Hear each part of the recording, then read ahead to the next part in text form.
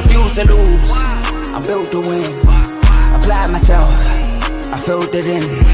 No time for the doubt, they counted me out, I'm getting it in. Yeah. No time for no loss, I'm paying the cost, I'm in it to win. Yeah. Refuse. Mine it can't be diffused. If you ain't thinking the same, then we playing by different rules. You can't see the vision, we living at different views. Until we complete the mission, keep getting up, never snooze. I walked a mile in my shoes, had the mind of a fool, chasing diamonds and jewels. Trust me, I was confused. Started minding my business and used my mind as a tool. Ended up finding my purpose and found the time to get to it. They told me I couldn't do it, they told me I couldn't make it. They sold it, could never break it. That's sadly mistaken. I need a piece of the pie, I want it so bad I can taste it. They told me like Toby, keep on running toes, they gon' take them. Refuse to lose, built to win. Apply myself, I filled it in. No time for the doubt, they counted me out, I'm getting it in. Yeah. No time for no loss, I pay for the cost, I'm winning to win. Yeah. Refuse to lose, I'm built to win. Apply myself, I filled it in. No time for the doubt, they counted me out, I'm getting it in. Yeah. No time for no loss, I'm paying the cost, I'm in it to win. Yeah. Refuse.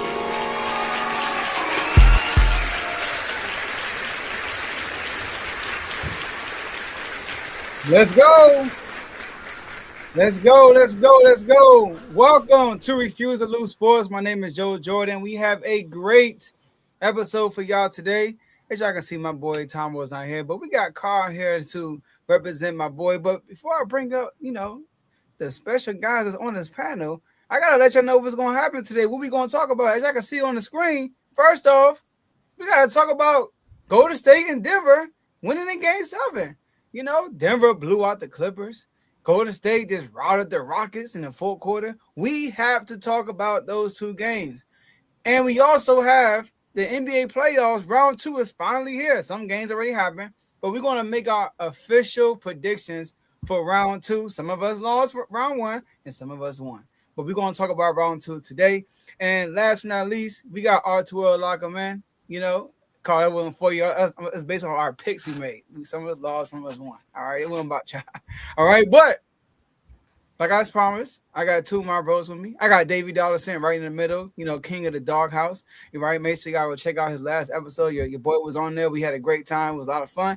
And we got Mr. CTC himself, Carl, on my far left, but your far right. The professional college sports talker. But he also is locked in with the NBA. So he's here with us today. So, and the Pistons fan. I know he's still probably hurting from the game, but I know he's proud of his team. But not after yesterday.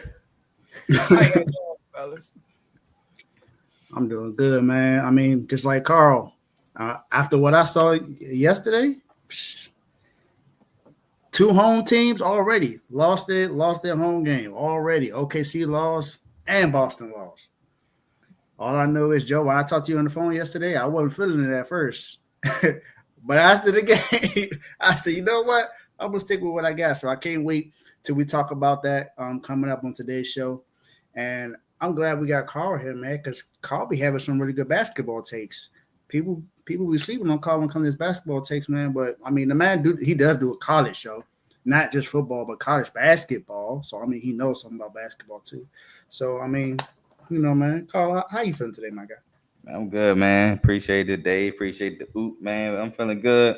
Cavs Pacers just tipped off. It's on mute on the side of me, so I will be watching. If I'm looking to the side, yes, I have a parlay in. Mind your business. But yeah, man. After yesterday, I ain't even talking about the Celtics. The Nuggets too. After I seen 2 home teams blow leads, I was like, maybe I'm not so mad at the Pistons after all. Because if they can do it and we inexperienced, so shoot, that's what it is. But I'm ready to go, ready to talk about these sports. Hopefully a parlay hits tonight. Let's get it. And you know what to do, Joe. Let's turn up. Turn me up.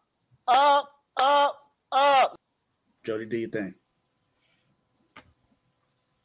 Joe, you're on mute. Yeah, you're on mute. No. We are streaming this on 4 platforms today. We are streaming this on Facebook, YouTube, Twitch, and X. So make sure y'all like the video on all 4 platforms. Make sure you follow and subscribe anywhere at Refuse to Lose Sports, but on Twitch and X, you can follow us at R2L Sports. So make sure you do that. And send this episode to somebody so they can come on and watch this show live with you, because You could be involved in the show by being in the comment section. We can see all the comments y'all will be putting out throughout the show. Shout out to my boy Mike for being the first comment. And he logged the my boy Daniel, both of them with the same comment saying, yo, appreciate y'all for being here early. Without R2 a fan, Carl right away. Yeah, Mike locked in. He locked in. Oh, yeah, you got to talk about the Celtics. All good. We'll be back game 2. We're going to see. We're going to find out. Exactly. But, yeah, so make sure y'all sit back and relax. Last but not least, enjoy the rest of the show. And let's get this party started. So, Dave, Carl, we said the playoffs are here, right? The playoffs are here. Game 7 happened. The Denver Nuggets and the Clippers played on Saturday. It was Game 7. Some of us picked the Clippers. Some of us picked the Nuggets. I'm one of the guys that picked the Clippers. But I actually went out and watched this game. You too, I know, Dave. You too. Dang. I think Tomo too. I don't know. But anyways. Pull up my name.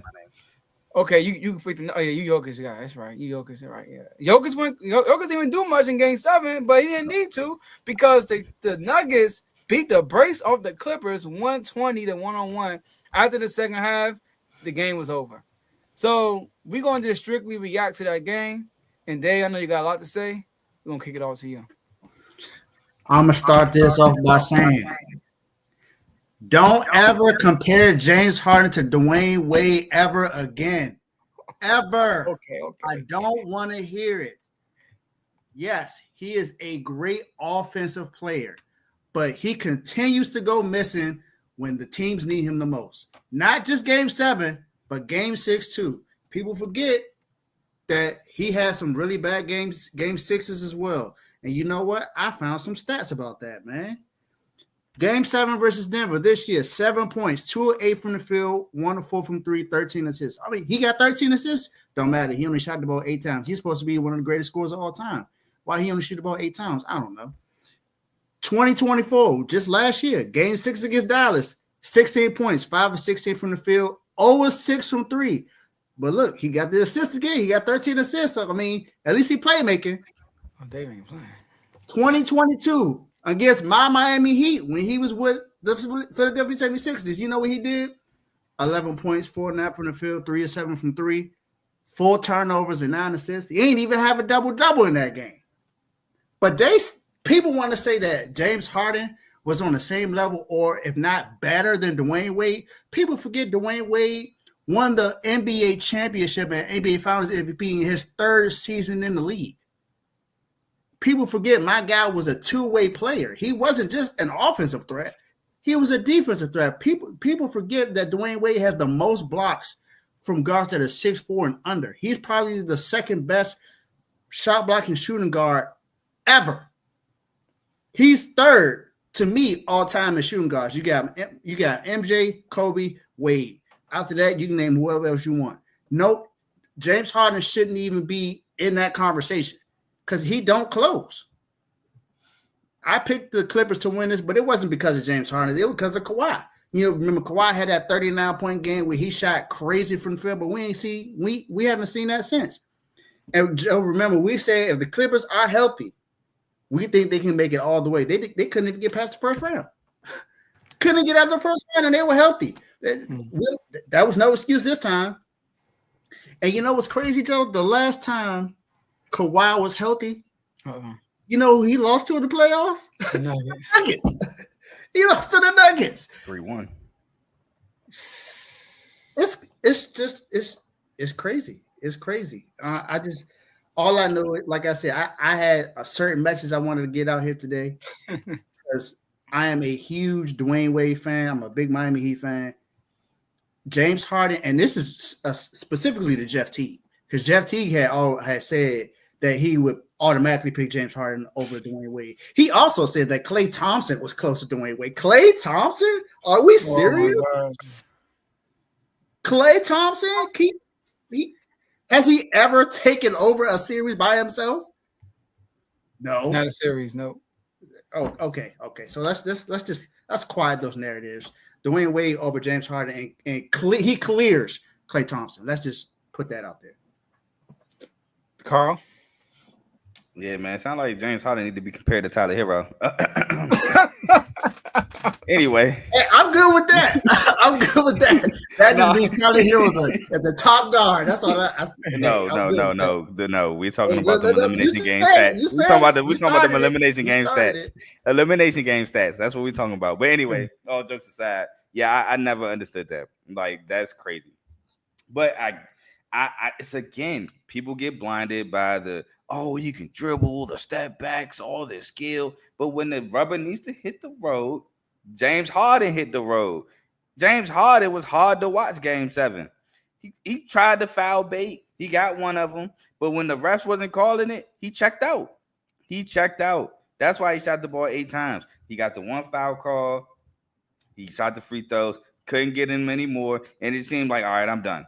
I don't want to play no more. Y'all not going to call fouls, even though I'm clearly foul baiting. Then that's it. I'm good. Kawhi Leonard, Zubac, they played well. Leonard only had 22, but Leonard didn't play. I think they took their starters out like midway through the third or into the fourth. So Leonard played well. Zubac played well, but you need Harden.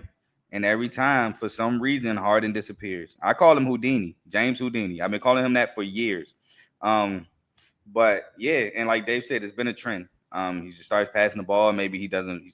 I don't know if he's afraid of the moment. I don't know what it is because he's so good. It's kind of unexplainable.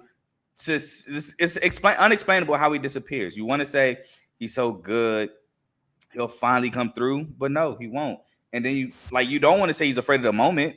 You don't want to go against a guy like that. But when it continuously happens, eventually that's what you're going to have to come out and say. Like you can't deny all of these series, like the numbers they brought up. You can even bring up the Houston Rockets Golden State Western Conference Finals game 7 when they went like 0 for 27 for 3 and he led the charge going like 0 for 13 for 3. So even in then you can bring that up. But yeah, the D-Wade comparisons, that has to stop. It's because of the statue why I started. It has to be because of the statue because there's no way that should have been a thing. But yeah, the Nuggets just straight dominated. They punched them in the mouth in the second quarter and the Clippers just couldn't recover. And it led to a blowout. Now, what I will say is the backups made this game look a lot closer than what it actually was. The backups almost started to scare the Nuggets to the point where they put their starters back in. So shout out to them boys that stayed ready and tried to make it look better. But Harden, you got to be ashamed, bro. You have to be ashamed of your performance. 8 shots is unacceptable. Yeah. James, it's a video that's recycling that we all seen before with Kobe saying that they asked him about how you feel about James Harden's game. They asked him and T-Mac, and he said, before he even gave him props, first thing he said was, well, I don't think his playing style is a winning formula. You can't win because the way you play or the whole like you're in front of the defense. Everybody can see you. But this is Houston Harden we're talking about. And the thing is, I had one of my cousins, Tyreek. Shout out my boy Tyreek. He a Houston Rockets fan. Oh man, he a Houston Rockets fan. All right, and him being a Houston Rockets fan, he loved James Harden, and obviously we had a big argument about who's better, Luka or Harden. Who would you rather have, right? And my fight was Luka because although both of them are really good at regular season, Harden might be better, but Luka is a dog. Like he don't fold and crumble like James Harden do in the playoffs. And then once Luka lost to the Lakers, he wrote me on Twitter and he said, I want to revisit the conversation. I saw that. Now that the Clippers are out, I haven't said nothing to him yet, but I know he will say, well, I'm talking about Houston Harden. I should Tyreek. This is Houston Harden.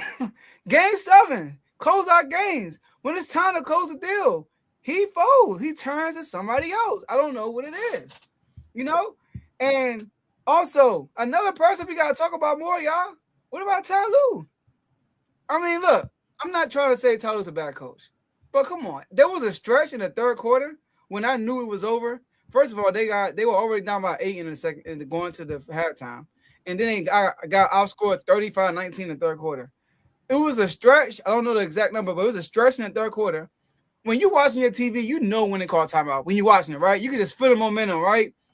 The Nuggets, I forgot what happened. Somebody got a dunk or something. And I'm like, Ty Lue called timeout. He did not call timeout.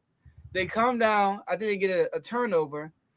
and then they come down and hit a three, and then he finally calls timeout. And like in a four possessions in a row, Kawhi didn't even touch the ball. It was something like that. So there were situations I feel like Ty Lue could have been better, but I feel like if it was another coach, shout out to my boy J-Mo, my brother J-Mo, he called me and said, if Doc Rivers was the head coach for the Clippers, he would have got killed.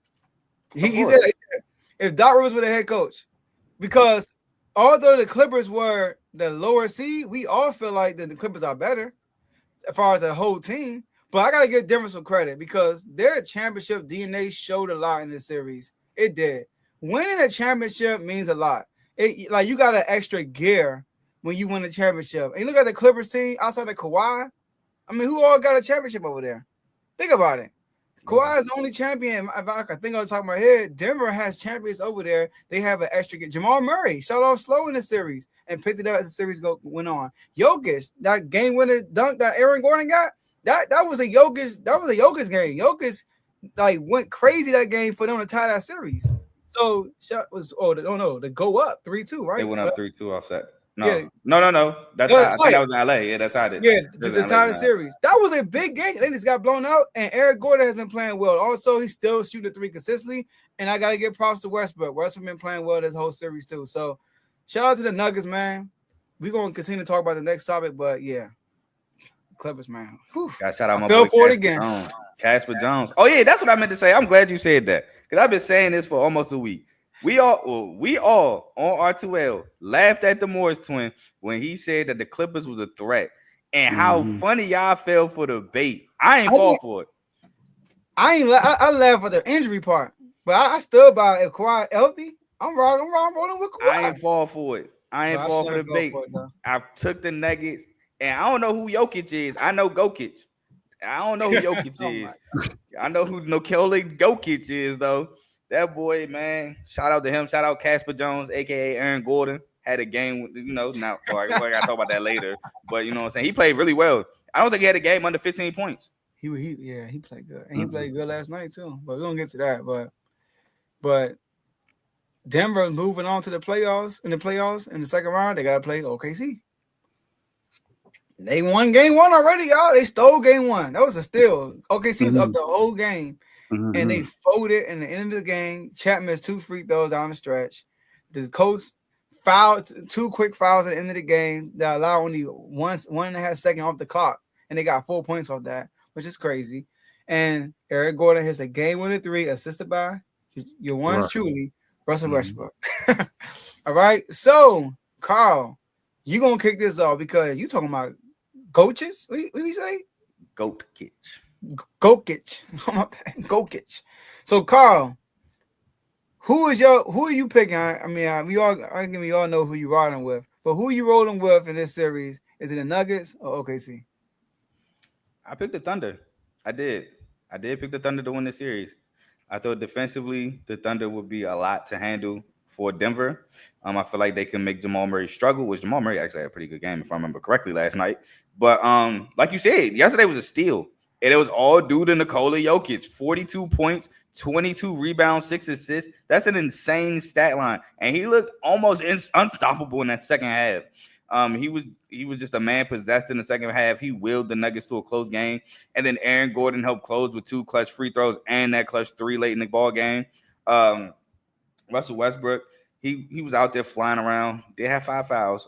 But flying around 1 for 5 from 3, that definitely has to, that can't be consistent. But I think that's more so of a regression to the mean. You can't expect Russ to shoot as well as he did from 3 in the first series throughout the entirety of the playoffs. But all in all, they stole that game. I do think that the Thunder showed that they may be too much to handle. They just collapsed. And I don't see them collapsing 3 more games. I do see the Nuggets winning some games. But if the Thunder go up 20, 9 times out of 10, they will bring that home. I think I have OKC in like 5 or 6. I'm going to stick with 6. But yeah, I think defensively is the reason why I have OKC in this one. I'm wrong with OKC too. OKC is a team I picked to win a championship, and I got them winning in 7. I got OKC winning in 7. And when I look at the matchup with OKC and the Nuggets, I feel like OKC has more of a complete team, like I thought what the Clippers did with the Nuggets. With the Nuggets. But one thing about OKC, they make you pay for every mistake you make. they force a lot of turnovers, and they will capitalize on those turnovers. They run. Like I think I said on the last show or 2 shows ago, that when you play against youngins, like now I'm 34 years old, right? And it's like when I still run up and down, but I get tired a little quicker than I used to be. You know what I mean? I used to when I was 17, 18, 16, right? OKC is like those 16, 17, 18-year-olds who can hoop just like the 35-year-olds, but they got all the stamina in the world. They running up and down. They trying to run you out the gym. That's what OKC is. But the Nuggets have the championship pedigree. So a lot of people are not picking OKC because of the lack of experience they have. They haven't really earned their right. They earned their stripes yet. Go through their bumps and bruises. They had one playoff series they won together. 2, both in the first round. So people feel like they ain't got their lumps yet. But one thing about the OKC Thunder, their best player, SGA, he had some lumps. People forget SGA was on that Clippers team when Kevin Durant was like, I'm Kevin Durant. Against when he went on Pat Bev and Lou Will now. He was on that Clippers team. People forget in the bubble when Chris Paul and OKC Thunder took the Rockets to 7 games, SGA was on that roster. He was on our team. And then you look at last year, him leading league in scoring, and then getting to the playoff. I know we try to compare the K, but Carl was like, no, it's not the same.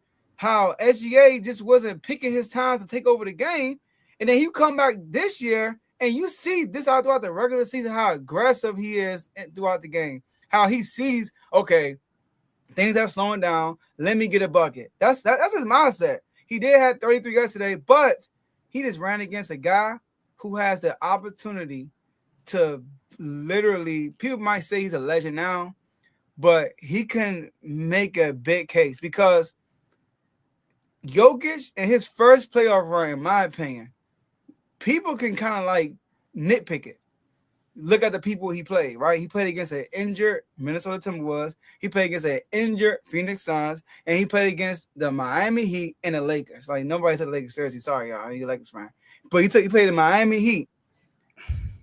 But this year, knock out the Clippers first round, who most people picked against you. You knock out OKC, the guy who picked it. It's a Jordan Carmelo moment. It's a Elijah Wan David Robinson moment. You won MVP. I'm gonna beat you and show you I'm the real MVP.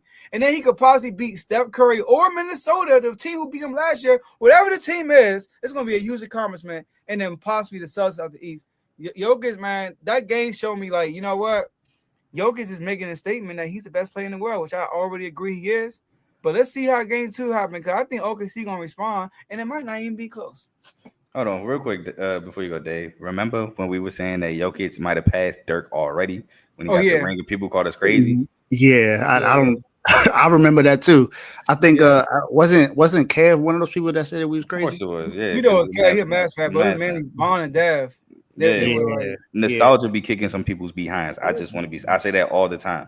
That's facts. I don't want to. I know. This is one thing I got to comment about. You said nobody took the Lakers and the Heat seriously. The Heat, I don't want to discredit them because they did take down Tatum and the Celtics to get there.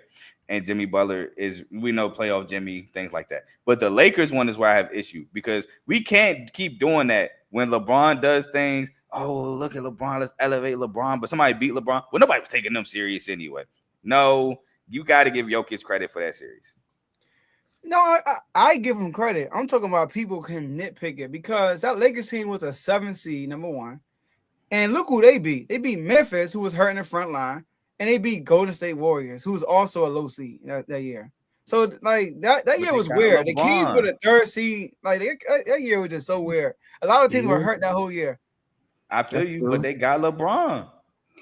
Wait, that's the same LeBron. It's the same year that two playing teams got all the way to the conference finals. So you got to. And I didn't say nobody took the Heat seriously. Like the like when the Nuggets and Heat matched in the finals, if you weren't a Heat fan, we all knew like it was the Nuggets. You know what I mean? That's why when Dave betted me, I was like, "Dave, you sure, bro?" They were like, "Yeah, you were wilding for that, by the way." But then they sweep the Nuggets. I mean, the Lakers. They swept the Lakers. Yeah. So not only did they beat them, they swept them with a LeBron James led Lakers. You exactly right. Look, I'm giving Jokic credit, but I'm saying this run will be way more impressive. No, that's true. Now that's true. That's all I'm saying. Yeah, that's true. Mm-hmm. I just don't want to take nothing away, and I'm not saying you. I'm just saying anybody that would like to nitpick that, we can't do that. Not for the Lakers in the Heat. And to your credit, Carl, Jamal Murray did have a pretty good game. He put up 21 points in that game. The Nuggets period played well as a team. I mean, Russ got 18 off the bench in that game last night. So that was a really good. I mean, and Jokic just went crazy. I mean, he had 42 points, 22 rebounds, 6 assists. I mean, Jokic just went crazy. But I also got OKC in 6. I'm with Carl. I got OKC in 6. I saw flashes last night that when OKC's defense turns up, it's almost not much you can really do because you got Caruso that can get a steal and a block on you. He not just steal, he getting blocks as well. You got J-Dub and Lou Dort that's out there playing really good defense. And then you got guys like I don't know if I'm saying his name right. I'm probably saying it wrong. Is it Kaysen or Kassan Wallace? Kassan Wallace. I thought it was Kassan. I thought it was Kaysen. I'm going with Carl. Mr. Shout out my boy from Kentucky. Exactly. Shout out my boy from Kentucky. So Kaysen Wallace, Isaiah Joe, Isaiah Hardenstein, all these everyone on this team plays defense. That's the good thing about OKC. And SGA had a game last night. He put up 33 points, but I mean, it was like Jokic was like, okay, you put up 33, I'm gonna put up 40. That's kind of how that game went last night. And then seeing the last part of that game when the two quick fouls in the fourth quarter, and then Chet going to the line and missing both free throws. And I'm like, all right, it's almost like they want to give the Nuggets the game. And I honestly don't believe that happens again with OKC. I believe because OKC more than likely closes most of their games this year. Now, the thing is, the series was close in the regular season against the Nuggets. They were 2-2 in the series. So that's why I believe it's at least going to go at least 6 games because I got the Nuggets win at least 2 games in the series because they proved in the regular season that they can compete with them. And yes, I think we got to give credit to the interim coach because without Malone, he got them past a healthy Clippers team and they stole game 1 against OKC. So I think he's doing a really good coaching job right now. And you can see him. He calls timeouts at the right time. He'll make some of his challenges aren't really questionable for real. So he's making some good challenges out there as well. And just the way he's subbing players in and out makes a lot of sense. And he continues to make sure that Russ gets big minutes because he's that huge spark of the bench for the Nuggets. So I want to give credit to him. And this post Malone era it seems like it's going to be pretty good for them. So shout out to them. Yeah, like real quick with that game, Jamal Murray had a great start, but he got strapped in the second half. Yeah, I'm not gonna lie. He got strapped. He had 1 bucket on Wallace, Kassan Wallace, or Kaysen Wallace, C Wallace, right? He hit Kassan. All right. He had a fadeaway on him, but Jokic went crazy. That happened in that game. He had 18 in fourth. He had like 26 in the second half, something like that. Eric Gordon played well. All right, he played really good. But Michael Porter Jr. was bad for shooting the ball. Westbrook, like you said, Westbrook was getting a lot of like he was bailing a lot of people out, just cutting to the basket. And those teammates you want when you're driving the basketball, somebody needs to cut. Because if you got nowhere to go, you need a bailout. You need somebody to dump the ball over to. But nobody's moving. You know, it makes your job harder. So Westbrook kept doing that. So I want to give Westbrook props. He does bring out energy. He beat his former team with the Clippers. He had a chance to do it this time with the OKC Thunder. So it's gonna be an exciting series. We got both of the MVPs going head to head. Do we have to? Are we going to talk about Russ against James Harden as well? Are we going to pick James Harden over Russ too? You said pick James Harden over Russ? All right, hold on. This is my thing, right? Before you go ahead, Carl. Go ahead. Before you go into this, let's just remember, and I don't want this to come off as like hate or anything, but it's the truth. Russell Westbrook as the guy has never made it out the first round. Never. That's why I wanted to bring it up. Yeah, I heard someone else say, "Man, I don't want to hear James Harden over Russ." But I was like, "Whoa! At least we seen James as the guy take his team to the Western Conference Finals. Exactly. At least we seen that. And Russ Russ hasn't gotten out the first round as the guy. Yeah, and I'm not a playoffs means everything type of guy, but when you got guys with similar resumes as Harden and Russell Westbrook, playoffs have to matter. And you not getting out the first round while shooting, I think he shot like 80 shots combined against Utah in like the last 2 games. And they lost to Donovan Mitchell in them, and you lost 4-1 to Dame, and quite frankly, Dame whooped you. And they were the better team, OKC. Yeah, Mm-hmm. and That's crazy. I can't give it to Russ over that. And also, I do want to say this though, Russell Westbrook, when he loses, Harden chokes. Harden is a better basketball player than Russ. He's smarter. He's a better player. So Harden should be better. It shouldn't even be a conversation. For real. Westbrook, only issue is his decision making. And that's what the reason why he can't win. Harden folds though. Harden just be one thing about Westbrook, he ain't gonna fold. And I do he gonna give effort every single game. He's not gonna shout for the moment. And I gotta give him props for him in his press conference. Finally, for the first time I've heard, I don't know if anybody can correct me, but first time I've heard him say in the press conference that he acknowledged that it might be a turnover, it might be a steal, it might be a missed three. That's the first time. That's the first time I heard him say that. Like, I think him saying that, it takes all the pressure off him.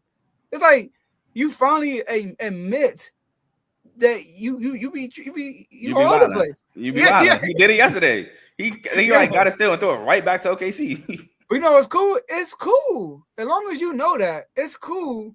And he's not the main guy. So that's cool. So I like that he said that. That's one of the reasons why I want Russ to be in Miami. Accountability. I like accountability. I know he's gonna give effort. Yeah, accountability. Yeah, exactly. All right, accountability. All right, so on to the next. Another game 7 that we have witnessed. The Warriors and the Houston Rockets. That was a really good game. I mean, the fourth quarter, Steph Curry caught fire. You know, Buddy Hield. Matter of fact, I think they trade places. I think Steph was Buddy Hield and Buddy Hield was Steph. That's what it looked like for real. Yeah. All right. So, Carl, I know you went first in last topic, but you're also cool. I was going to ask, can I go first? You're also the Warriors guy. React to this game 7 win, Warriors over Rockets. I'm a Steph Curry guy, but this is how I feel what happened, right? Because I got nervous. I'm not gonna lie. When the Rockets won the last 2 games, game 6 and 5, with that big lineup, and they looked like they were stifling Golden State defensively. Steph had 2 bad games. It just looked like the big lineup was too much. They couldn't score, and then they kept giving up second chance points to Adams and Sengun. Adams wasn't getting the points, but he was getting boards and stuff like that. Tari Eason, Amen Thompson looked. First of all, shout out to the Thompson twins, because when y'all got drafted, I'll be completely transparent. Because of OTE, I was scared of both of you. I was sick when we drafted Asar Thompson. Because of OTE, I didn't trust it. I'm like, it's not college. It's not overseas. I was nervous about people coming out from the overtime elite and stuff like that. But them boys, they dogs. Those are the type of players I like. Now, Asar just got to knock off the turnovers, but he's young. I give him a pass. And when he figured it out offensively, what he has to do, he looked amazing. But Amen, I see a lot of people saying that the Rockets should build around Amen Thompson. I'm not mad at it. I'm really not. If they want to say Amen Thompson is the guy moving forward, I'm not mad. But the game itself, it looked like Steph, he was like, just get me to the fourth quarter. I'm going to bring us home. As soon as that fourth quarter hit, I think he missed 1 3, and then it was on. He had 14 in the fourth. Yeah, he had 14 in the fourth quarter. He had a 3, and it was just lightning in the bottle. He could not be stopped. Getting to the basket at will, knocking down crazy shots. It was fun to see as a Steph fan. Now, I was trolling my brother throughout the entirety of the game because he's a Warriors fan. I make it look like I don't want them to win. So, Joe, don't clip this up. I make it look like I don't want them to win. I'm trolling him. I'm talking trash to him like, man, look, Steph needs somebody to save his legacy. 3 points in the first half. Are we serious? He got a lucky 3. Deep down, I'm like, Steph, please don't go out like this. Come on, bro. I need you. I need you, Steph. And he did it. He put up 19 in the second half. Masterclass fourth quarter. And the Rockets, they honestly, Sengun, he looked like he was tired. He tried, but he really couldn't get no movement offensively on anybody. I seen him trying to back down Draymond. It didn't work. I seen him try Jimmy, work very yeah. Mm-hmm. He really couldn't I don't know if he lost his legs because he's young in his game 7. The moment Jalen Green, you got a lot of work to do. Jalen Green was just disappeared. It looked like Jalen Green was James Harden. Game 7 came and hey, y'all got it. I'm gonna take the night off. Fred VanVleet, I want to give Fred VanVleet a special shout out because he balled this series. I know a lot of people question him coming into the series, and he balled. I think he put a lot of doubters to bed with the way he played in this series. But overall, I think Golden State's championship pedigree, their experience, I think that's what got them over the hump in Game 7. And shout out Buddy Hield, man. He looked like he was back in Oklahoma the way he was playing. Couldn't miss.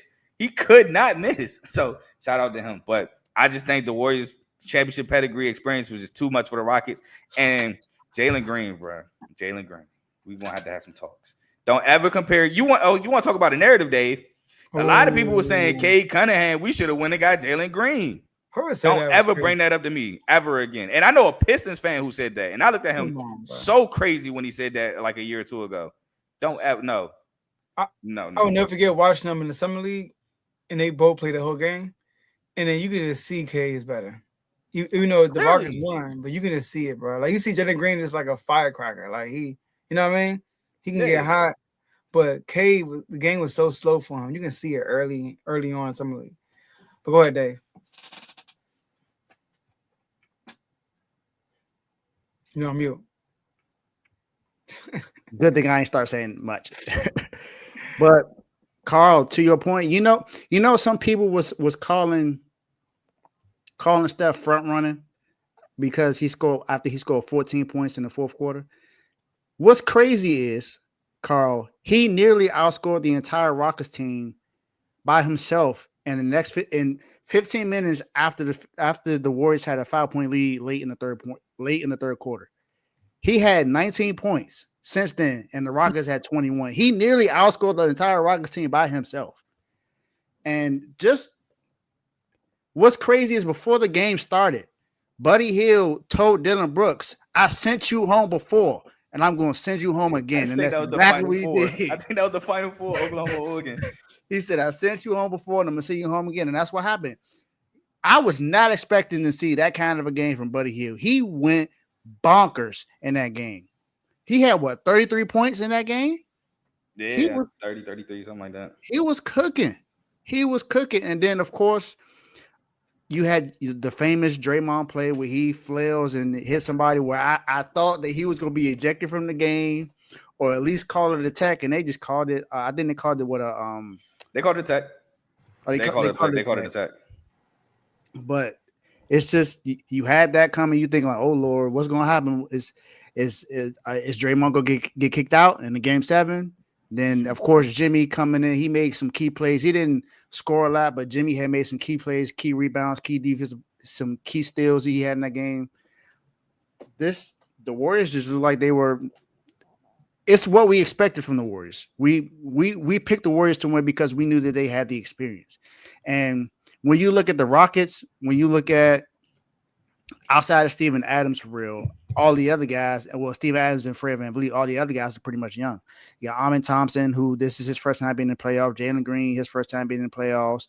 Sengun, his first time being in the playoffs. If Sengun doesn't get hurt last year, they probably make it last year, but he got hurt late last year, so that happened with him. And then Dylan Brooks, but Dylan Brooks don't make it far in the playoffs all the time. So I guess he used to losing in the playoffs. So, but Jalen Green, man,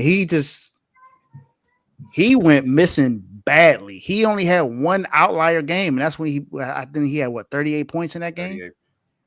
Other than that, it's been single digits and no more than 12 points. And that's not what you need from your best player. And I want to give a shout out to him because he admitted to it in the post game press after that. He said, "Man, other than the 38 game, I got to do better." And that's what you want out of your star. But I'm hearing a lot of stuff about him possibly being traded now, or in the talks to be one of the pieces to go land somebody like a Giannis or a Kevin Durant. So I don't know what they're going to do with him. But Carl, I'm with you. I like the fact that they're thinking about building the team around Amin Thompson because you got a guy who's improving himself offensively, and we know what he is defensively. We know he a beast defensively. We've seen him pluck Steph multiple times in that game and made Steph look like he was just a regular a regular basketball player out there at times. So we know what he can do defensively. And honestly, if you have a team with Amin Thompson, let's say they do trade for Kevin Durant, Amin Thompson, KD, and Alfred Sengun, I think that's a team that's good enough to beat the Warriors. If you look at how that matchup would have went this year, because one thing about KD, he's not gonna go missing. KD, what I'm saying is KD gonna put up shots. He's not gonna put up 8 shots in one game. Okay. So at least we'll see that. But that was a really good series, a really competitive series as well. So shout out to the Warriors. Yeah, man. Yeah, the Warriors. I mean, like Carl said, the experience was just flooding through my TV. I was watching there in the fourth quarter. I'm like, yo, this looked like us against them last year when they just turned up in the fourth and they just blew us out. Like it was a close game the whole game. That I know where they just stopped blowing us out because we just start like the moment was too big because you haven't been here before. So and it's not like you're scared. I feel like people just be pressing like. But when you've been there, you're not pressing because you've been there. It's like, okay, it is what it is. It's like another game to you for real. But you know how urgent it is at the same time. So Steph went wild. Steph was quiet. What kept him afloat was Buddy Hield. Buddy Hield had 22 in the first half. He was really good. Draymond had 10 in the first half. Draymond was getting some buckets early, right? Hitting threes and stuff. But Buddy Hield was the story for real because if Buddy Hield didn't have that hot shooting streak in the first half, he did some more in the second half, obviously. But it was, a lot of his damage in the first half, he kept them afloat because the Rockets, I mean, they did a great job on Steph throughout the whole game. But once Steph got that one shot that go in the third quarter, it was a wrap. This is how I knew Steph was in his bag. It wasn't even a 3 he shot. It was him dribbling. He was dribble like by the half court line, and he literally was dribbling. He dribbled all the way down the lane and tried to lay up. Usually he would pass it off and try to get a 3. He was determined to score because he was in his bag. So shout out to Steph Curry. I mean, that's just what he does. You know what I mean? Steph is not the player who's going to, he don't have a lot of game-winning shots. Like shots that's like, you know, on the buzzer. What Steph is like, Steph got a bunch of shots when like he pulls them away. Like they'll have a lead, like a 2 or 3 point lead, and then he'll just go crazy. Yeah, there you go, night for real. He just go crazy. He go on a crazy streak by himself. And then the game be over. You like, dang, like that's his clutchness. He pulls y'all. He pulls the team away. You know. So like I said, but Buddy Hield was really good. Now the Rockets though. Here's my issue with the Rockets. Their offense. I think I said this too. Udoka is a really good defensive coach, but offensively, I don't be knowing for real. Like offensively, he needs to hire an assistant who has a genius offensive mind or something like that. Because I mean, he had Joe Mazzulla, so that's why the Celtics offense was good because Joe Mazzulla was there. Yeah, that man was on a bench. He wasn't even like he was on the second row. He wasn't even like sitting next to Udoka. It was just crazy. But that they offenses look ugly. Like Brett does. There's no ball movement. They only average 19 assists a game, which is not really good in the NBA. 19 assists a game in the playoffs, which is not good. 31% of their points is coming from second chance points, offensive rebounds, and points on turnovers. Like literally, they are not like when they gotta bring the ball up after a score basket, they find it hard for them to score. They only average 100 points a game in the whole series. Yeah, and so it's crazy that it's like that because you got a guy like Jalen Green who was considered an offensive player, but I mean, we've seen this series he wasn't much of an offensive player. Didn't do that. But yeah, I agree. The Rockets did struggle on half court sets. They just look ugly, man. So you don't gotta do a better job with that for real. And like you said, Sengun, he played hard. You know what I mean? Like I don't think he shot away from the moment at all.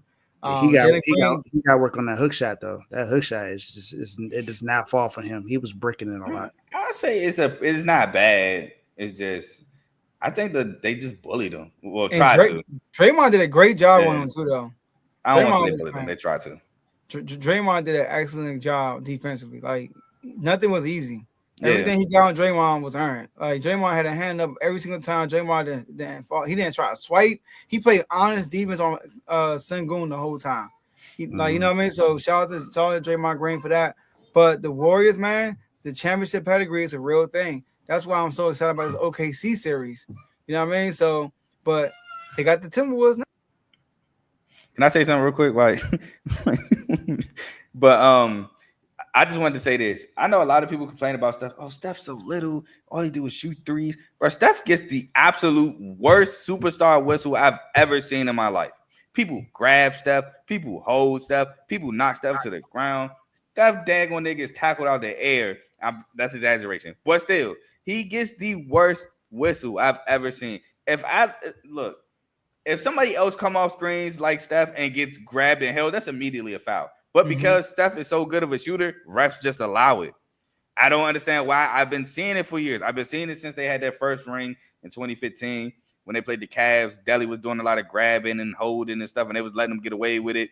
Shump and the boys was doing that. I don't know why it's allowed, but that's why I don't be wanting to hear the Steph slander, because for somebody that's a little guard, 6'3", so small, he deals with absolutely the most footballish coverage on defense ever and still finds ways to score. Now, I'm not saying he's above any criticism. No.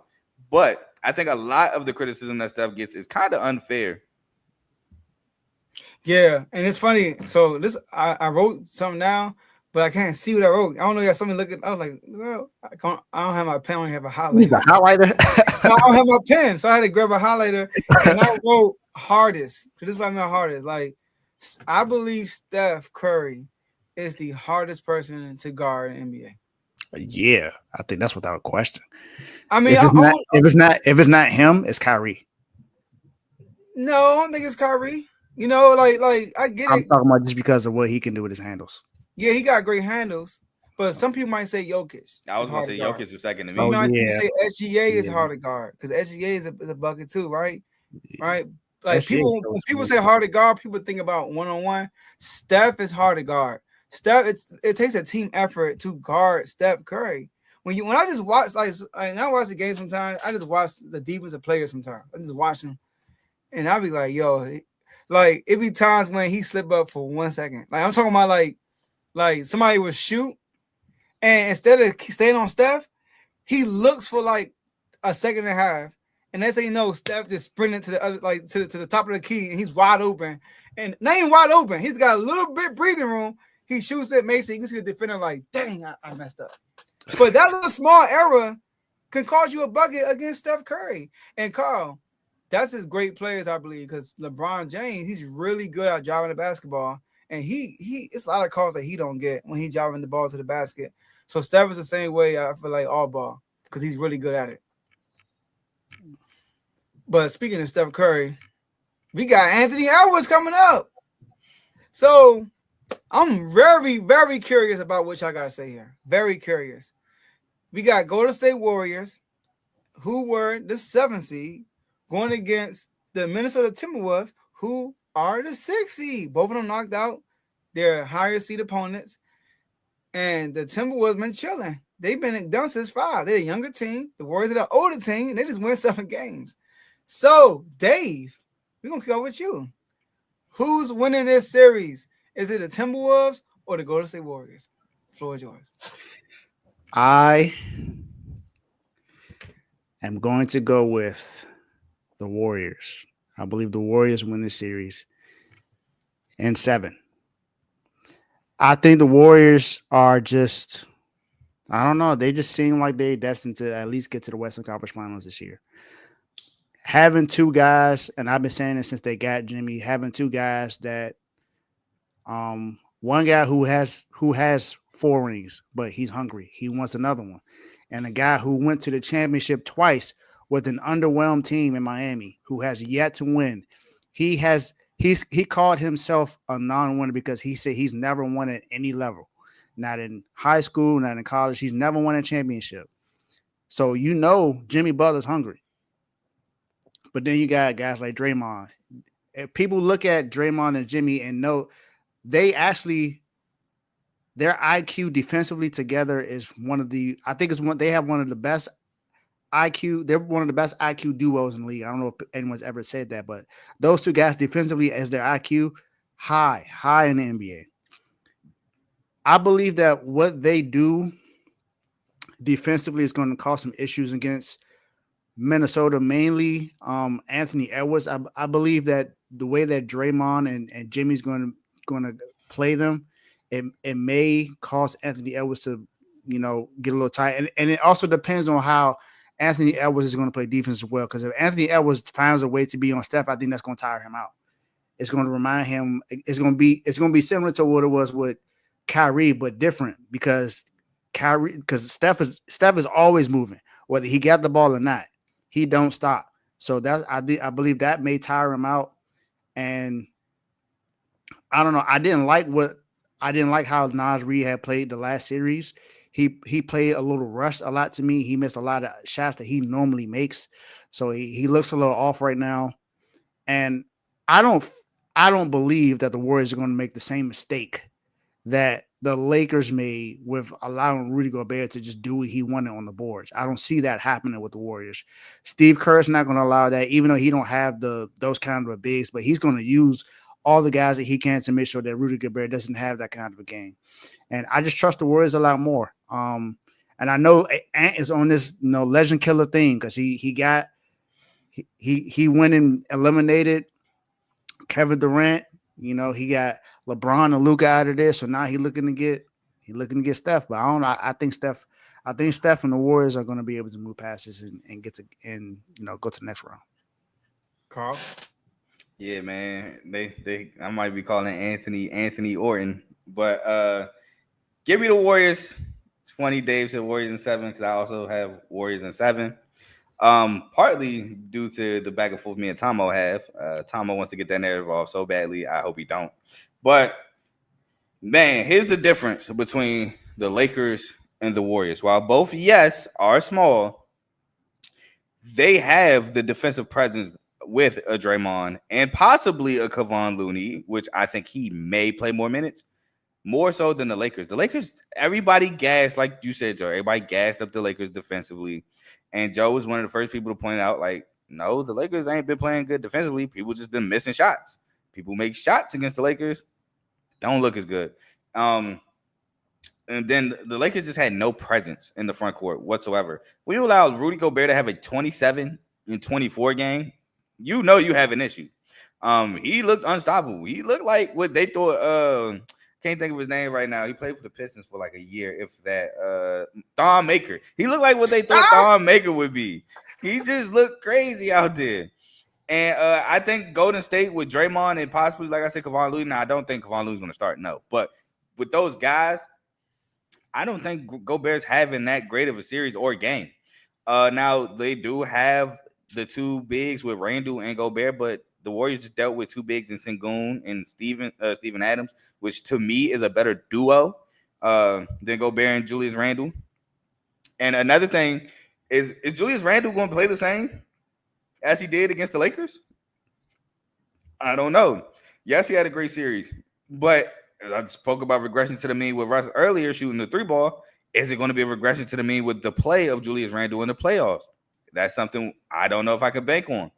And last but certainly not least, who are they going to put on Steph and Jimmy? Because I think if you go Jaden McDaniels on Steph, that leaves Ant or Mike Conley on Jimmy Butler. Now, Ant, that's possibly a good matchup, but Mike Conley is barbecue chicken. Now, if you put Ant on Steph Curry, you're going to tire Ant out offensively. So it's just different things that the Warriors can do. And then you still got to worry about Buddy, which I think Mike Conley will be on Buddy Hill, just full transparency. But I think the series goes 7.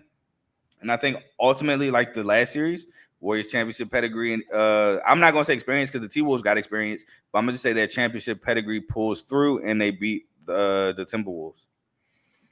Yeah, it's a sweep. I'm going with the Warriors in 6, though. So I got to disagree with one thing you said, Carl. I know you said that you would take Steven Adams and Sengun duo over Rudy Gobert and Julius Randle. See, I would take Julius Randle and Rudy Gobert because what's around them? Like Julius Randle, he has more shooters around him.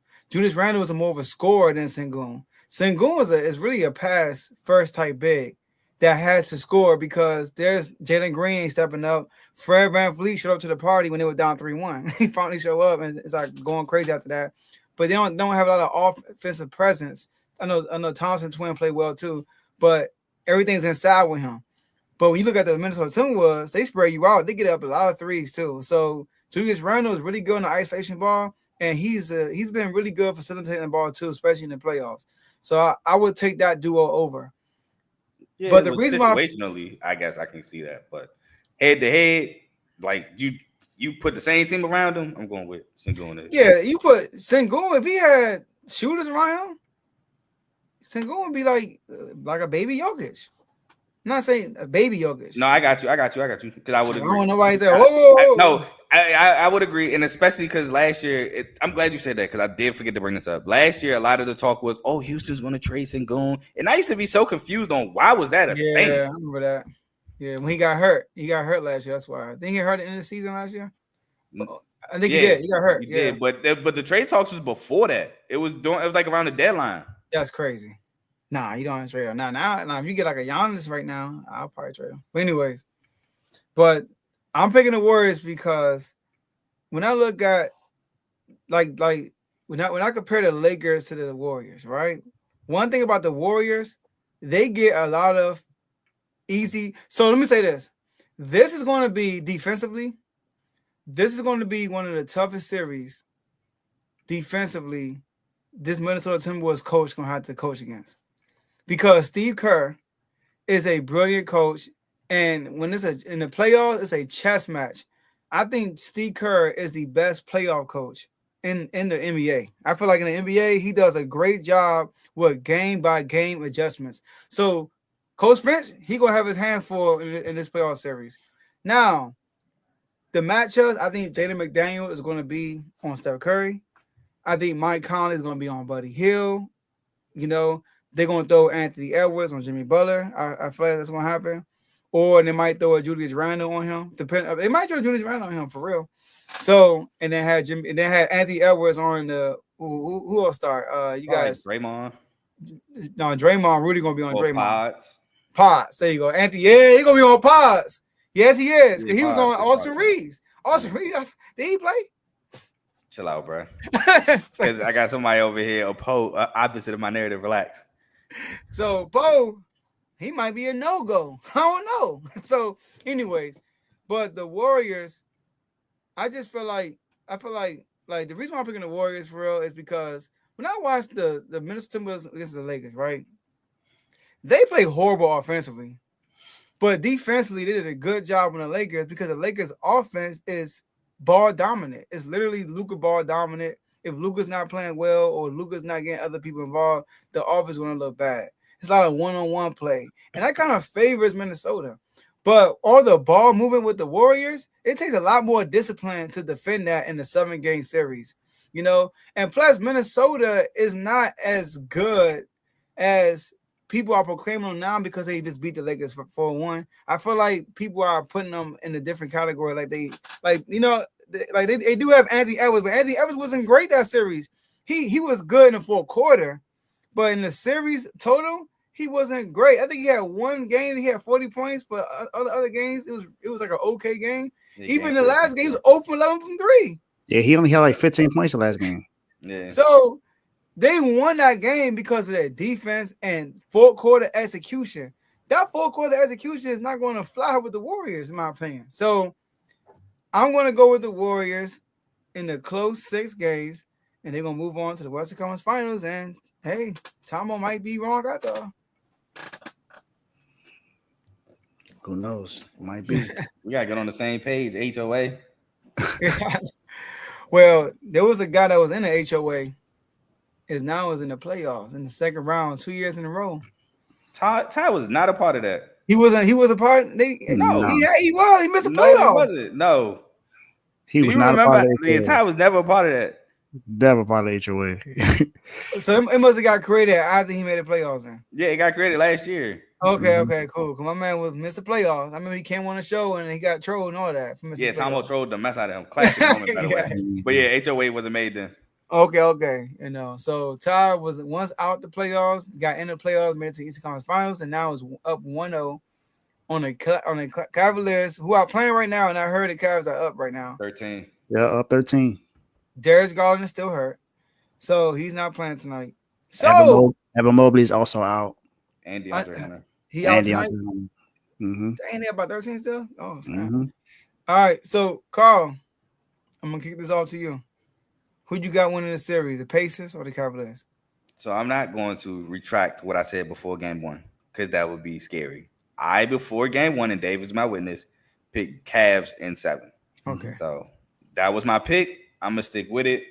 Um, it was tough. I was talking to Jamo that morning before the game, and I was still undecided when we was talking about the series.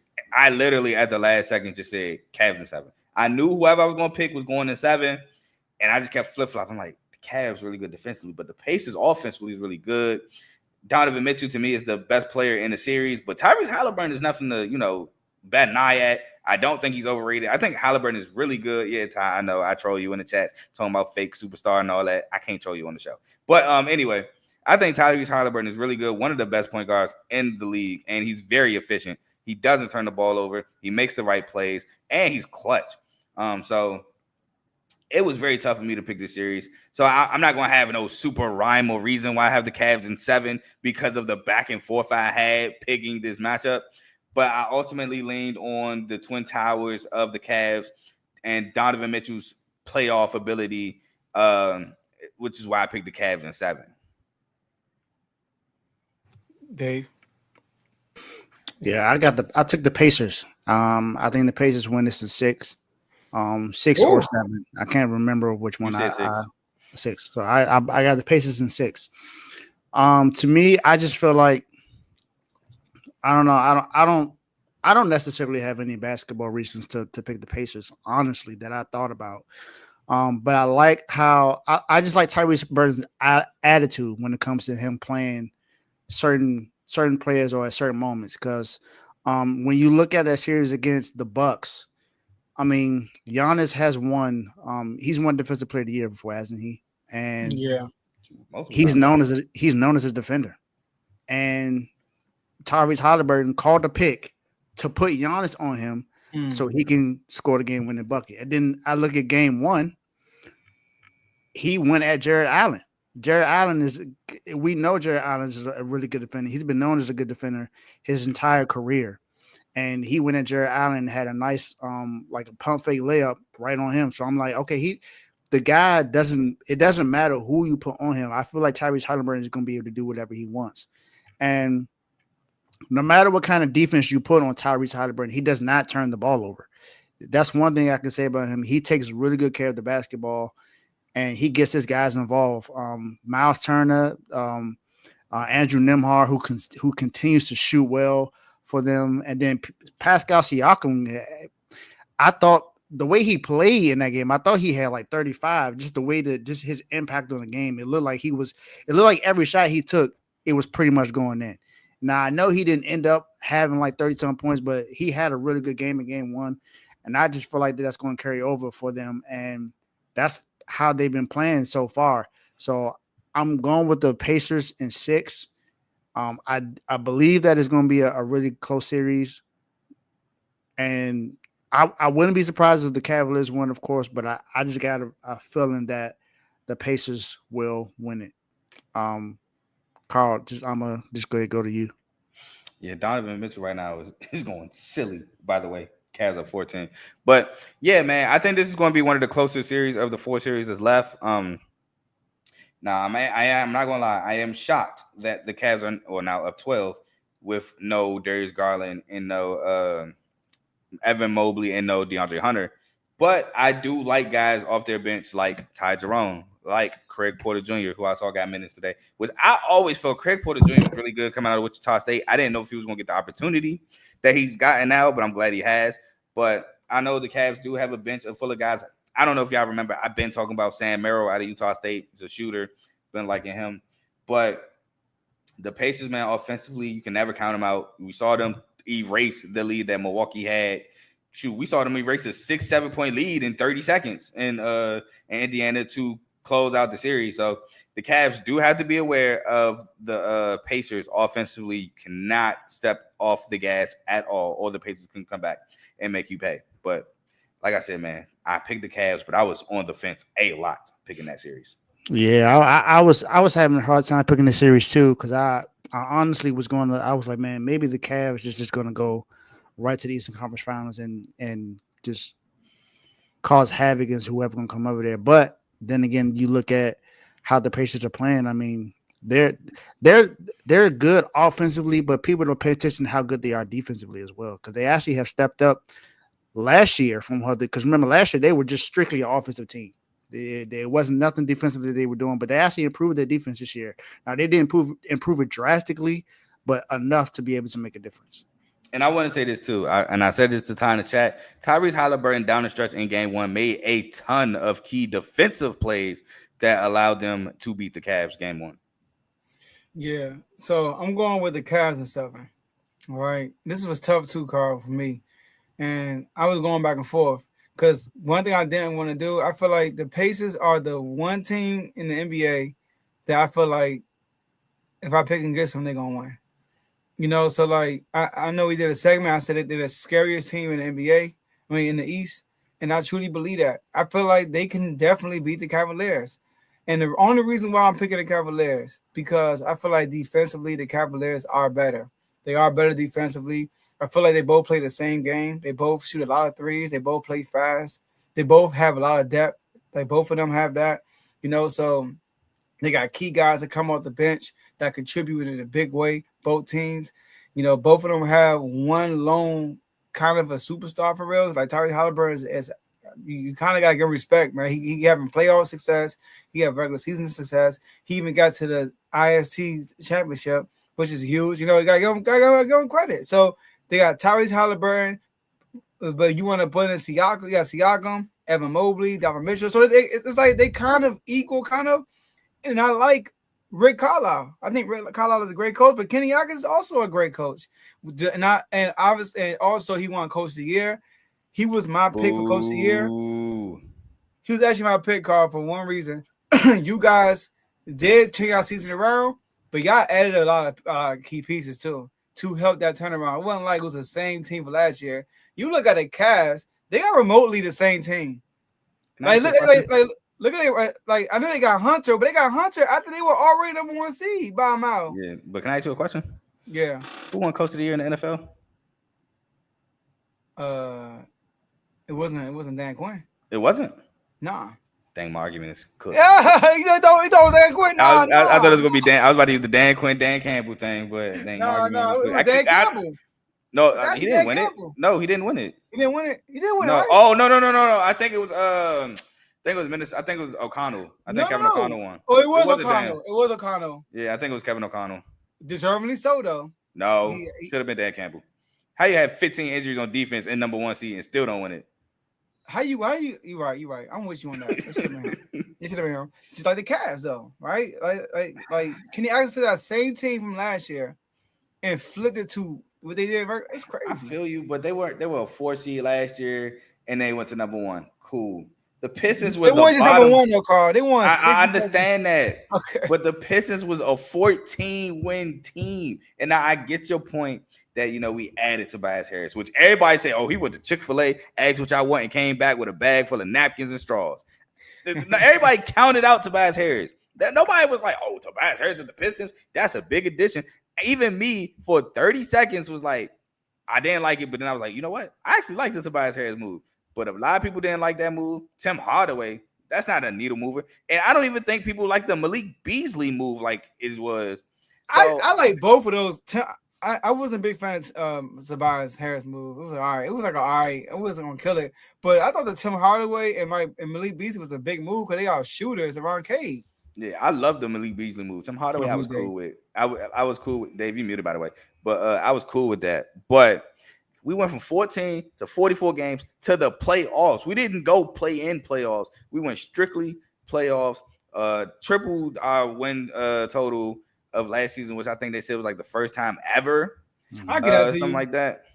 I got to because Mike Brown did win the Coach of the Year for doing like kind of the same thing. Yeah, the same thing. In Sacramento, did the same exact thing and got Coach of the Year. We didn't get Coach of the Year. We didn't get Executive of the Year. We got nada. All right, you want to say that All right, cool. He ain't get coach of the year because y'all made the moves. Then what about executive of the year? Because you say because of those moves we tripled our wins. So give us executive of the year. We didn't get either one.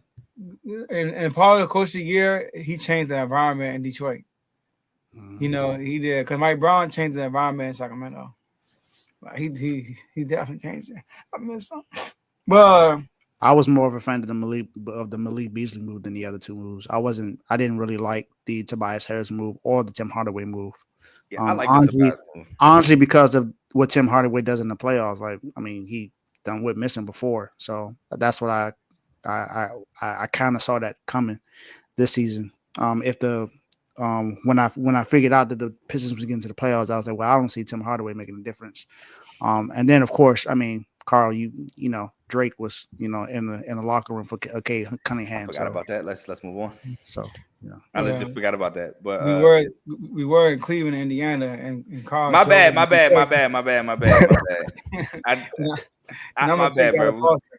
I'm sorry, bro. I'm sorry. I had to because we had four awards and got none. Y'all deserve something. I'm sorry. All right. But the Knicks stole game 1 in Boston. Boston was up by 20 plus, shot horrendous from the three. And New York climbed back. Jalen Brunson heroics in the fourth quarter, brought them back, went to overtime, and they won the game, sealing the deal with Mikal Bridges ripping the ball from Jaylen Brown. So, Dave, I'm going to start you off with this one. All right? David McFadden. Davey Dollars. Dog Dollars Dave. Why you had to say my own name? Man, what? It sound like everybody got in trouble. No, bro. Who you picking? The New York Knicks or the Boston Celtics? Joe, you know who I'm picking in this series. I don't think anyone should be shocked about who I'm going to pick in this series. This has been a clear answer throughout the regular season. We've seen exactly how this series goes. I'm picking the Knicks in 7. That's how I'm going. I'm picking the Knicks in 7. And I picked this before the series even started because I saw, you know what? I actually saw a video of how they were defending Jalen Brunson, and it made a lot of sense. So what they do to Jalen Brunson is they don't necessarily play on ball against him. They play like it's kind of like an off ball zone that they play on Jalen Brunson to where they force him to pretty much he has to find a good shot or find someone else to score because they make sure that they don't foul him. If you look at the game, he wasn't on the foul line a lot in that game in game 1. But throughout the regular season, that's pretty much how it was, that they play good physical enough defense to where they will defend, but they'll swipe sideways in that front to where he's in shooting motion. And they wait until his shooting motion is pretty much done before they actually put a hand up. So they play him pretty well defensively. But the way that the Knicks play defensively is kind of sort of why I picked it, even though the Knicks aren't known to be a great defensive team because of, you know, Cat. But OG Anunoby plays real good defense. Mikal Bridges he was a defensive player of the year candidate before. Josh Hart plays really tough defense.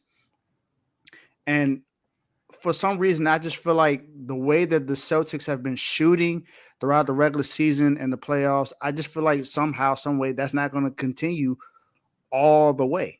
Now, I don't believe that the Celtics have a bad shooting now like they did in game 1 because they had 32 open three-pointers that they missed. 32. They missed 45 threes altogether, but 32 of them were open, and they missed them. I don't see that necessarily happening again, but you also look at the Celtics. They're really not that healthy right now. Kristaps Porzingis is really not healthy. Jaylen Brown is not healthy. I mean, he still can't go left. You got you got Drew Holiday, who's kind of sort of still recovering from his injury. The healthiest guys right now are Derek White and Jason Tatum and Peyton Pritchard and Al Horford. And who knows, Al Horford, I think he kind of got hurt in the last game as well. But I don't know. I just feel like Jalen Brunson is going to have a really good series because, I mean, most people were picking it to be swept because of what they saw in the regular season. But for me, when I look at the regular season, it doesn't always matter to me in the playoffs because for me, as a Miami Heat fan, when we had the big three, we were losing the regular season to the Celtics and losing the regular season to the Bulls. The playoffs come, we get them up out of there. So the regular season does not. It can kind of tell you how it's going to happen, but it's not all the telltale signs. And I believe that the Knicks somehow will find a way to win the series. Now, I don't think it's going to be easy at all, and I'm pretty sure I might be the only person picking the Knicks in the series. But I just think the Knicks win the series. I'll let you go last, Carl. Go ahead, do your thing. I'm going with the Celtics in 6. Celtics in 6. Might be 5, but I'm going to say 6, though.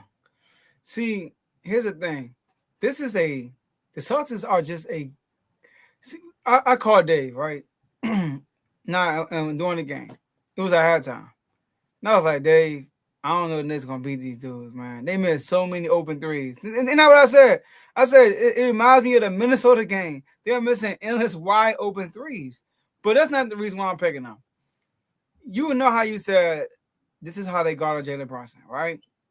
It's basically if he's on top of the key, everybody's sagging off, and it's not I'm not gonna call it a box of one, but it's like everybody is sagging into the paint, and they like, all right, we're gonna put our focus on Brunson. Y'all do what y'all do, and when they kept doing too, Derek White or Drew Holiday. Drew Holiday kept like doing like faking like he was going double. Like he kept getting close like he was going double with Jalen Brunson. Yep. Taking the ball out of his hands. Because Jalen Brunson is literally like their guy. I mean, Cat can do things, obviously, but one thing about the Celtics, and I think I told you this too, Dave. One thing about the Celtics, you can't double nobody. Tatum is the only superstar in the NBA who don't get doubled. And it's because you can't. So when he gets a mismatch, you have to live with the mismatch. And this mismatch is all over the place when it comes to the Celtics and Knicks because of how they can switch. When Mitchell Robinson come in the game, it's going to be a mismatch somewhere. You know, so but the Knicks are they're not good enough. I'm sorry. The only way they could beat the Celtics if Jalen Brunson looked like Ella Iverson in 4 games when they win it. He got that 4 times. Ella Iverson game 1 against the LA Lakers. Or what he did last night in the 4th quarter, that gotta happen. Either the Celtics gotta shoot poorly like that, and he has to go crazy in the 4th, or he has to have an Ella Iverson game 1 against the Celtics in the NBA Finals type game 4 times. That's the only way they're gonna win the series. Because they're not winning the series. The Celtics are too good. One thing about the Celtics, they tend to lose at home. They haven't been good at home this whole season. They have a better record on the road than they do at home. And also, the Celtics don't lose back-to-back games for real. They barely lose back-to-back games. Celtics always bounce back in the playoffs. They haven't lost a back-to-back game in the playoffs in the last 2 years, including this playoffs. Come on now. Like the last time they lost a back-to-back in the playoffs is when they lost to the Warriors. When they lost to the Warriors in the finals. Knicks undefeated on the road right now, though. I mean, they it the was most against us. inexperienced And team. And we blew multiple leads. Exactly. And the Celtics are way more experienced. Celtics just blew a lead too. So They did. So I'm going with the Celtics in 6, and they might blow these dudes out game 2, for real. I feel like the Knicks, for them to win this series, they have to win game 2. Because although we're saying the Knicks undefeated on the road, well, how they looking at home in the playoffs? I mean, so I think game 2 is like if the Knicks gonna win the series, they gotta steal game 2. They gotta find a way to win game 2. So I'm going with the Celtics in 6.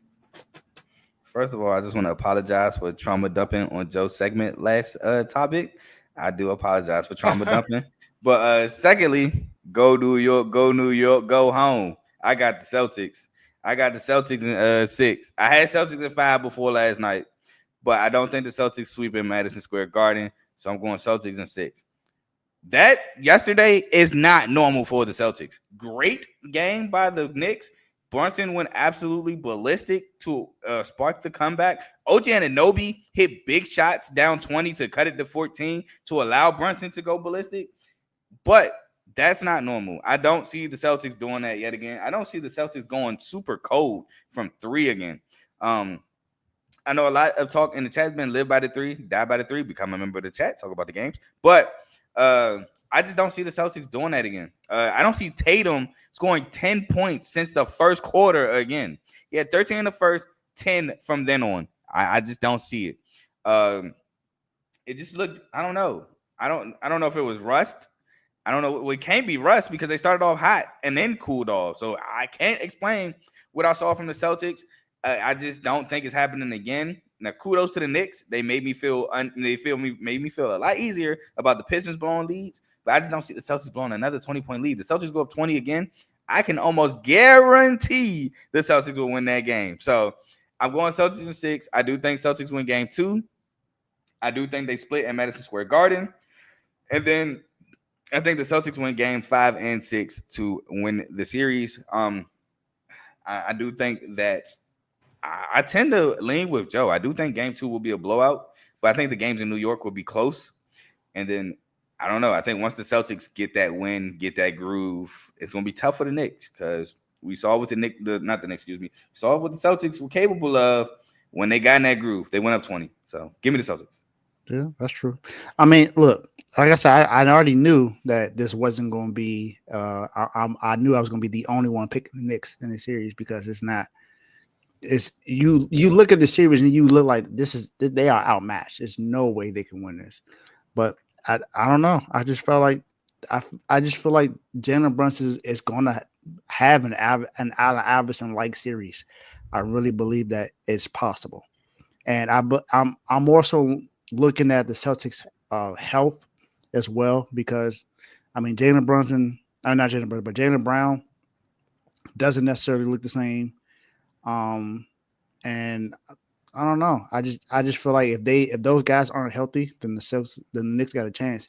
And I believe OG can have a game like that again because he's had games like that before in the regular season. I mean, he had a game where he had like 35.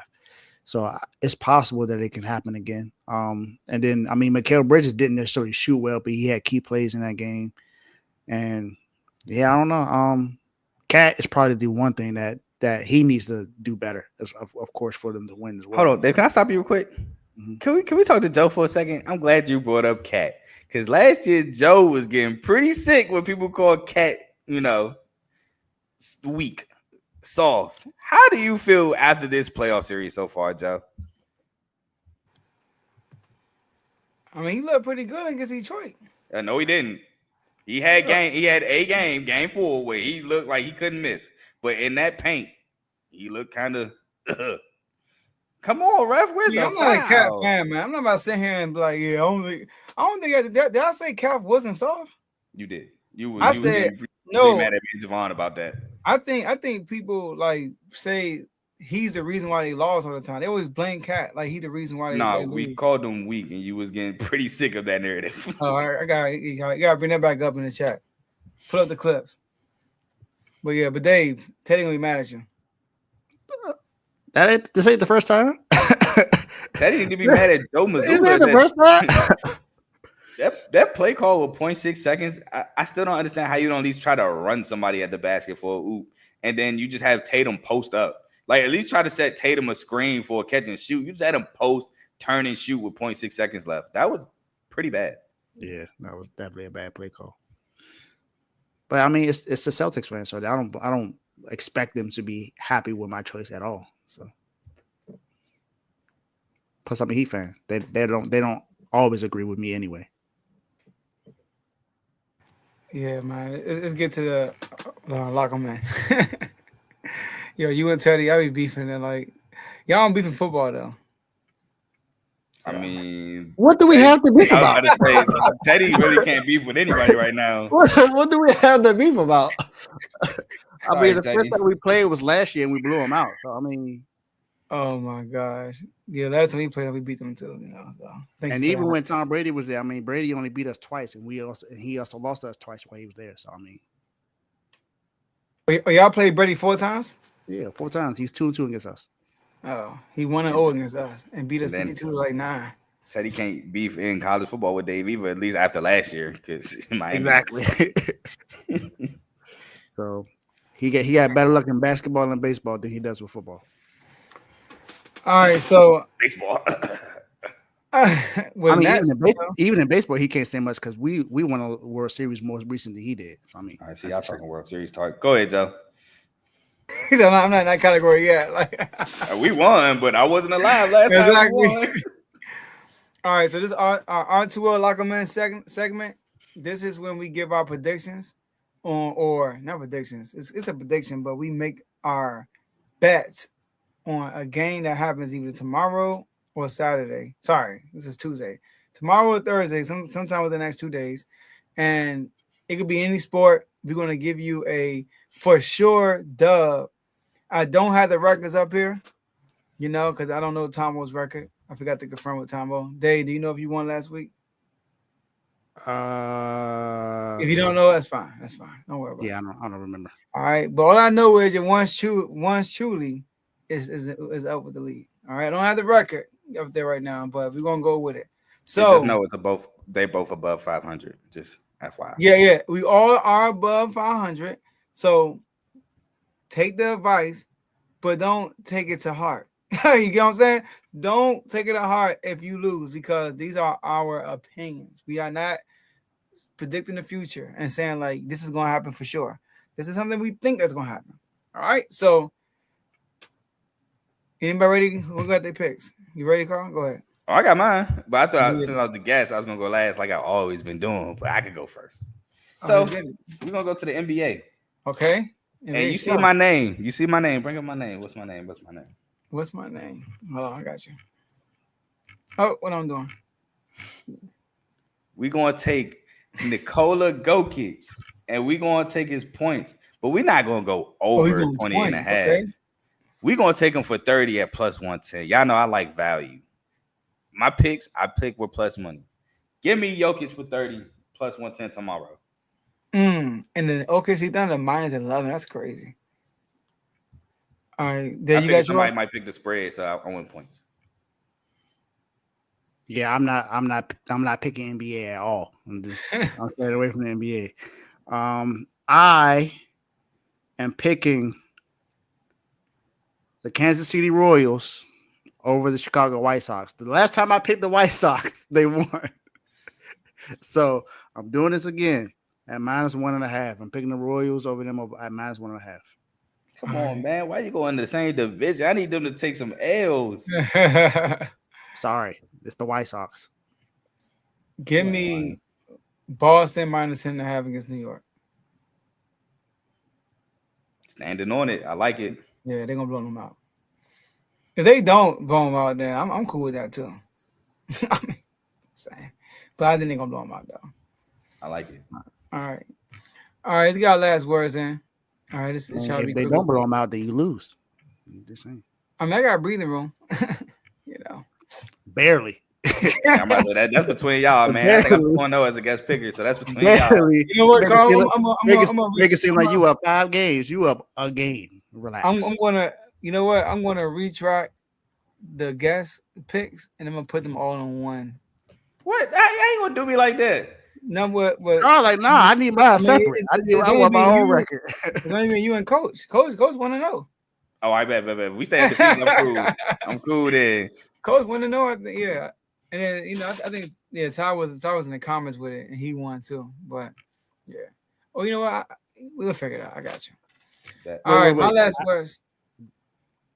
The last show it was just me and Tomo, right? Wasn't it? Last show I was there.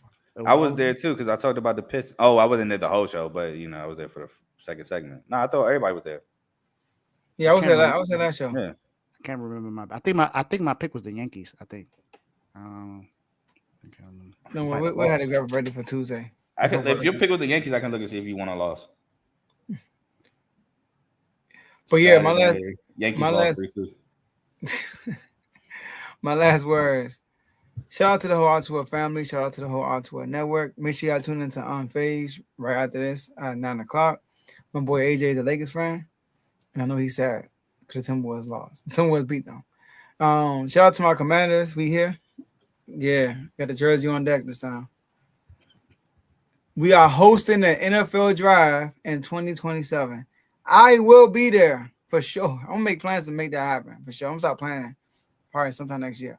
But yeah, so Commanders hosting the NFL draft. Also, Commanders are having a new stadium, rebuilding the RFK. Woo! Back in DC. I'm so excited about it. Now I ain't gotta hear the jokes about y'all say y'all Washington, but y'all in Landover. I started tired of hearing that. But yeah, so we actually gonna be in Washington, DC. I'm excited about that. And my Kings, I mean, I had nothing to say about the Kings for real. Like Doug Christie's the head coach, shout out to him, but I'm disappointed in my squad. And the Nats, listen, man, I think we won today. Y'all did our dirty work. Absolutely. Congrats. I Yeah, told yeah. Vaughn it's a ceasefire this series. Yeah, we won today. Yeah, so we're looking sweet right now. Listen, let's get the 500. That's all I asked for. Get the 500. I know the Tigers looking good. Tigers top of their what's in their division? No, we're top of the league. Hold on, top of the American League. My bad. He's excited. Do his thing. First of a wild card victory. So I know he's excited. All right. The Nats, we were under 500 last 2 years. We just trying to get to 500, and we're gonna build from there. So get the 500, and I'll be happy. That's all I got.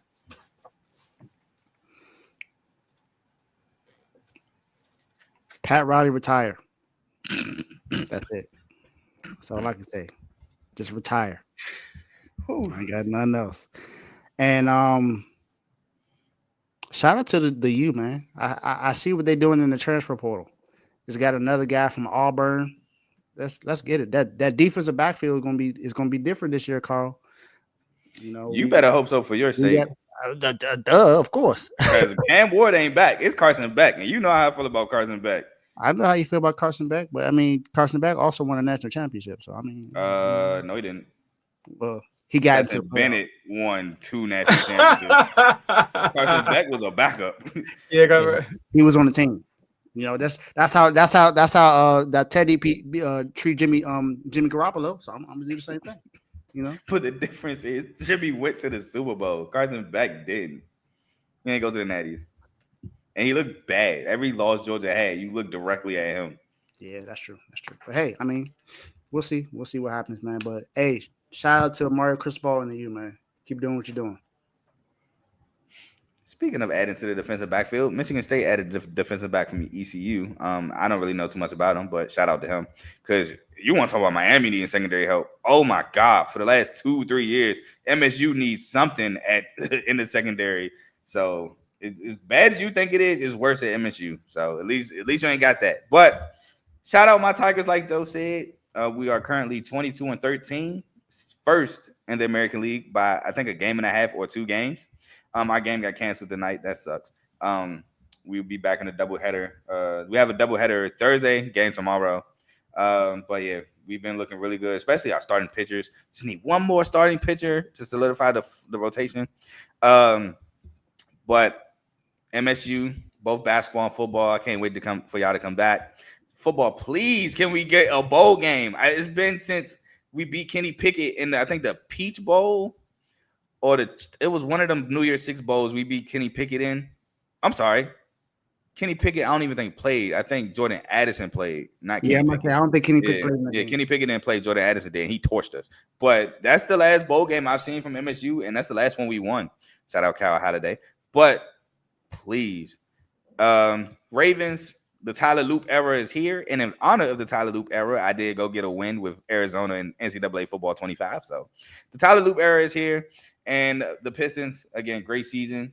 I have nothing but great things and nothing to be proud of y'all for the season y'all had. 44 wins. Let's make some good offseason moves. Let's draft well. I'm excited for the draft. And let's just keep building. I'm happy with the teams. Appreciate y'all for having me on the show as always. Again, Joe, sorry for trauma dumping on your segment. But yeah, I'm excited. And Teddy, what's up, man? We supposed to have a show Sunday. I don't know what happened, but BWT will be having a show soon. And also, last thing, Dave will also be a part of the ACC review show we have Thursday, 8:00 this week, featuring Dave and Ace. We will be reviewing our previews for the ACC, our ACC champion, the records we had each team in the ACC going, and our ACC player of the year. So make sure y'all tune into that CTC 8:00 p.m. Thursday. That's good. All right, y'all. That's all we have for y'all today, and we'll see y'all at the next episode. Peace.